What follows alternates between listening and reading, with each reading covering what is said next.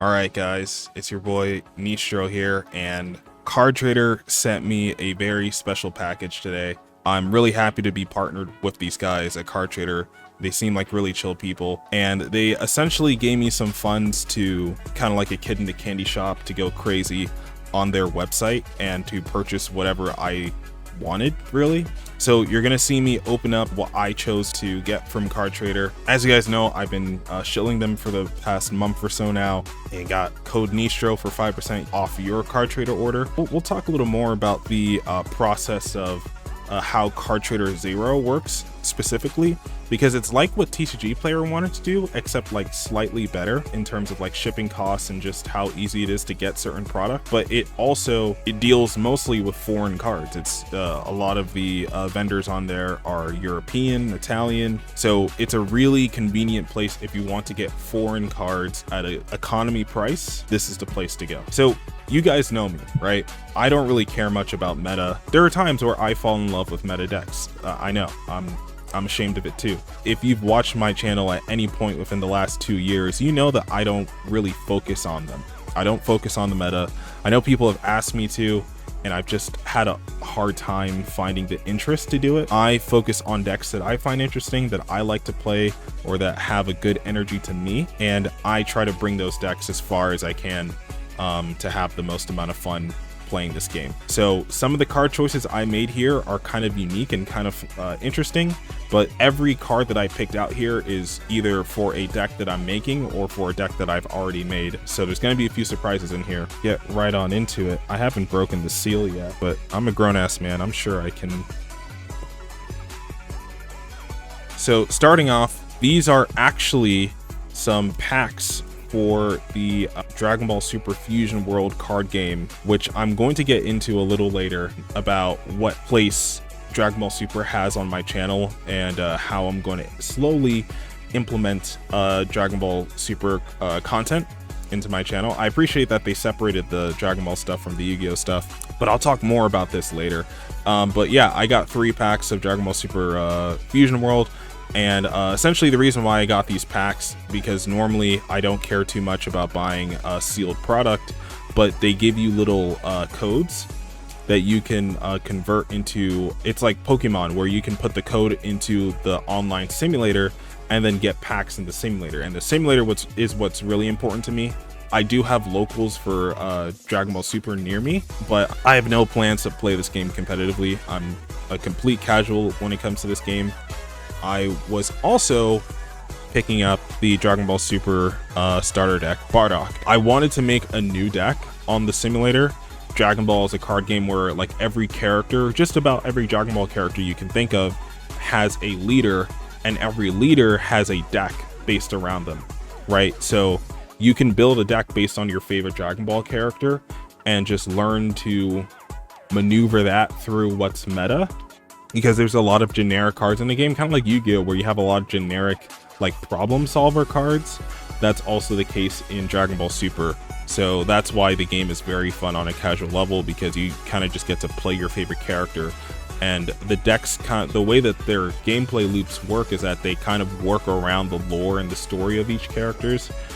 It's still a very fun way to experience the world of Dragon Ball. And I know, like, because of Bandai, they've created a lot of slop anime games and a lot of anime games that are low quality, but Dragon Ball Super is generally a high quality card game. So we're going to get into the Dragon Ball Super stuff in a different video, but I did just want to show off that this is part of what Card Trader sent me, so I really appreciate Card Trader helping me getting back into Dragon Ball Super. Every relevant card game is on Card Trader, so if you want to try out other card games, Magic the Gathering, Digimon, Pokemon, all of them are on Card Trader. If something as niche as Dragon Ball Super is on Card Trader, you know that you can get just about every card game on there. Big ups to Card Trader for that. Now to open my second box, and they've laced it with some Magic the Gathering cards. Let's see what we got here. We got the Spot Cycle Scouter. I don't know what this is. I've never seen this before. I don't know why they passed it to me, but I appreciate it. I mean, it's a free card, but I'm not going to use it. And we got the Venom Sac Lagic. I don't know what it is. It's a lizard mount creature. I don't know what that means, but you know what? Let's move these packaging peanuts to the side and let's get into what we pulled. And so you're already seeing a Goki monster. And Goki was one of the decks I was going to keep secret until I made a video about it. But then I realized I really don't have any of the Goki cards IRL. And I figured what better opportunity to like announce that I'm going to be making Goki content than to just pick up all the small singles from Card Trader so that I could both make the deck IRL and make content about the deck. It comes out in Doom of Dimensions, which I was pre-gaming, right? Because I ordered these cards like last month or so because, you know, I wanted most of the Goki stuff in Europrint. Now I'm gonna have the ability to play Goki in full Europrint when the cards come out in TCG. Now, this one's Goki the Blade Ogre, which is one that you don't really play in the deck, but I figured it's just a cool Link 3 to have. And it's better to have it and not need it, and need it and not have it, right? Next is a QCR Visas Amritara. I just want to make sure. And this was the last QCR I needed for my Six Samurai extra deck, because I have everything else in the extra deck QCR, and this is the last one in extra deck that I didn't have QCR. So you guys know how much I love Six Samurai. I've made countless videos about them. You guys see it, right? You guys see the Shiens, the Naturia Beast, and there goes the Visas Amritara that we can now swap out for the QCR. And it's going to be right at home with his brothers, with, you know, the Ulti Shien, Anishi, Kizan, Amritara, Beast, and the Battle Shoguns. There's a lot more to come with this deck. I mean, if they unban Summon Sorceress, which they're most likely going to do, this deck is going to have more support. If they bring back MX Saber Invoker, this deck's gonna basically get like a leg up. And then there's some like OCG support that's based around Earth and Light Warriors. When they bring that to TCG, this deck's also gonna be able to get a leg up with some of that stuff. So this deck's still a work in progress, but there's still more to come from it. Like, I don't have to finalize the list yet. I can just be happy that I have it basically max rarity with everything Six Samurai related, at least for the extra deck for now. Don't worry about Dugaris. I have a PCR of him anyway, and to me PCRs get enough. I also like rares more than I like supers, so the gold rares of Battle Shogun don't bother me that they aren't hollow. Really appreciate the ability to get QCR Visas Amritara. I know the Visas lore wasn't really my favorite, but this is just, I think it's probably my favorite card from the entire lore, personally. I guess I now have a Visas Amritara for trade, if anyone wants it. Continuing on, we have the Goki Guts. This is going to be one of the more essential cards for the Goki combo, because the deck is going to be able to start synchro summoning. So you want all the Gokis of some of the best levels, like level 1, level 2, level 3, so that you can make different synchros in some of your combo lines. And level 1 is going to be one of the most essential because it allows you to make Naturia Beast in some of the lines. Next is the Argostar's Fierce Parth. And with the Argostar support in Duelist Advance and Alliance Insight, I kind of figured maybe this deck can have a build with Odeon. Odeon isn't in OCG, so it's not like they've experimented with it yet, and I don't think really a lot of people in TCG have experimented with it yet. But when I do figure something out, I will let you guys know, because there is something there. I'm just not sure what it is yet. So Argo Stars is something that I'm going to be putting some of my attention and my love into in the near future. I love the warrior typing in general, so it's something that kind of appeals to me on both fronts. Odeon deck, warrior deck. Next is Goki Heel Ogre. It's one of those cards where, in theory, if a single word on this card changed, it could probably be a broken card. Better to have it and not need it than to need and not have it. I mean, the Goki cards were relatively cheap, so I decided, you know, might as well, right? Goki Cage Match, Europrint. This is also one of the cards that you're not going to be playing in Goki because it doesn't do anything for you while on field. I simply just wanted it because I just wanted a hollow copy of it, Europrint. And here we go, secrets out the bag. Naturia Landois DT, well, the new version of DT, is actually playable in the new Goki deck. It's relatively easy to make Landois, even before 5th Summon. And even after 5th summon, it's really okay because they're Gokis, so when they leave the field, you still get searches. So it's okay if you get Nib before you set up your full board, but if you don't, you can set up Landois, and the engine can search spell cards as well. So Landois is going to be something that's really important for the Goki engine. Next is Thunder Ogre, and these are star foils. Thing to remember about Thunder Ogre is that although it only requires Goki monsters, it lets you normal summon any monster in the game. You don't just get an extra normal summon of just Gokis, you get an extra normal summon of any monster in the game. So that's why this card's so cool. So I wanted the star foils because I feel like these were max rarity. I like star foils, shatter foils, stuff like that. Euro print, I mean, that's like a godsend. Next is the Iron Claw. You don't need to play 3 of these because you have Headbat, which is another level 2 that can summon itself. But because of the way that the engine works now, you want to play the most number of Goki names possible, because the more names you can resolve in a turn, the more searches you get. It got me Iron Claws. Again, you don't need 3 of these, you only need 1, but I figured to get the playset. Next, I got the Goki Rematch, and these are also Starfoil, Europrint. So to me, this is like max rarity compared to the super rare, and I just really love the way that these look. I know Starfoil is a little, like, I prefer Shadowfoil to Starfoil because Shadowfoil just has a nicer look to it. I just love the way Starfoils look. It's something about them, man. And then we have our Grandmaster of the Six Samurai, QCR, Europrint. Let's the light a little bit. And yeah, Grandmaster is one of the most iconic Six Samurai monsters just because of its utility with gateway looping back in the day. Before Keyzon was a thing, it was Grandmaster.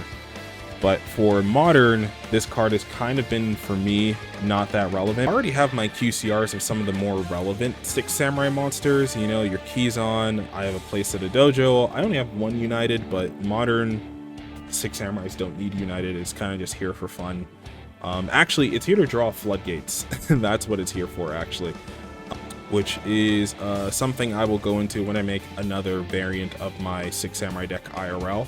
So, yeah, I'm not playing Grandmaster at the moment, but when we get some of that warrior support, that light and earth warrior support from OCG, this card's going to start to have a place in the deck again, because level 7 synchros are going to be more viable in Six Samurai. So not only will we get access to the FA Dawn Dragster as an option, but to also cards that let us synchro summon on the opponent's turn, turning the Inishi synchro into not just a push and a board breaker, but also an interruption as well. So it's going to be really interesting, and it's all going to be done in low to the ground builds. So another beautiful addition to my Six Samurai, and I'm really happy that Card Trader hooked me up with that. So more Goki cards. Finishing Move, again, not that good of a card on its own, but I just wanted to have one because some of these cards may have niche uses, and in case they do, I want to make sure that I have at least 1 copy to utilize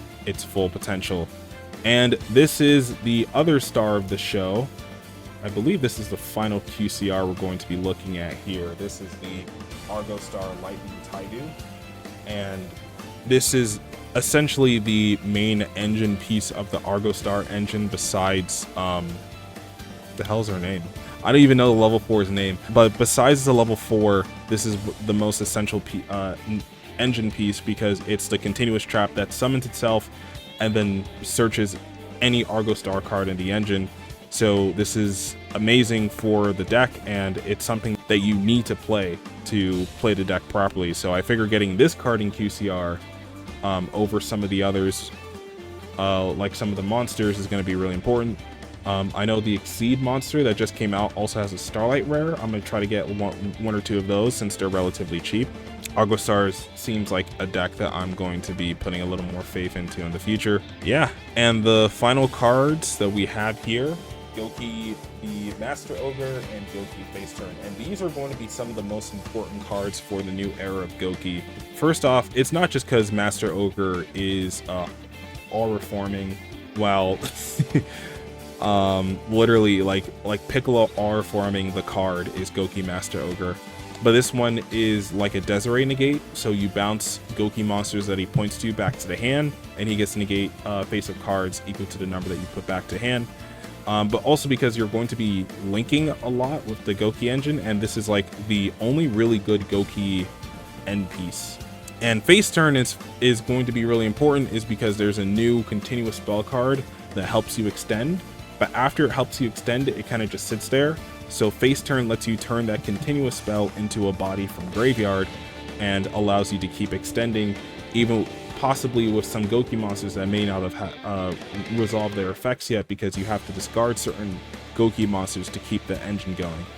So yeah, this was really just a really fun way to announce that I'm making a Goki deck and that I'm making Argo Stars and that I'm doing more Dragon Ball Super content on the channel.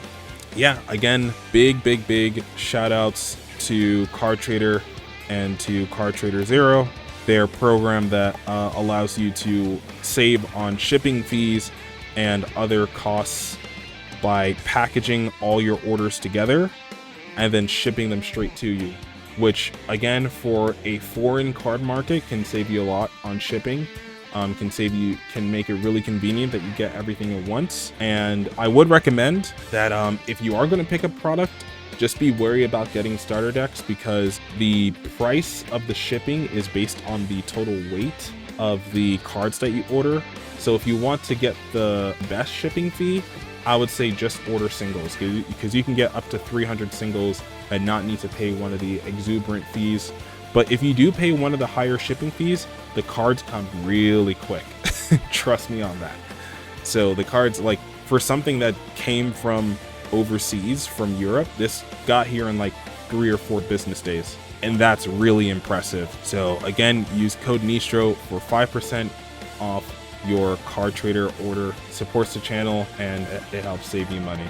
This has been your boy Nistro here. Hope you guys enjoyed. Let me know what you guys think about Goki, Argo Stars, Dragon Ball Super in the comment section below, and I will see you guys on the next one. Peace.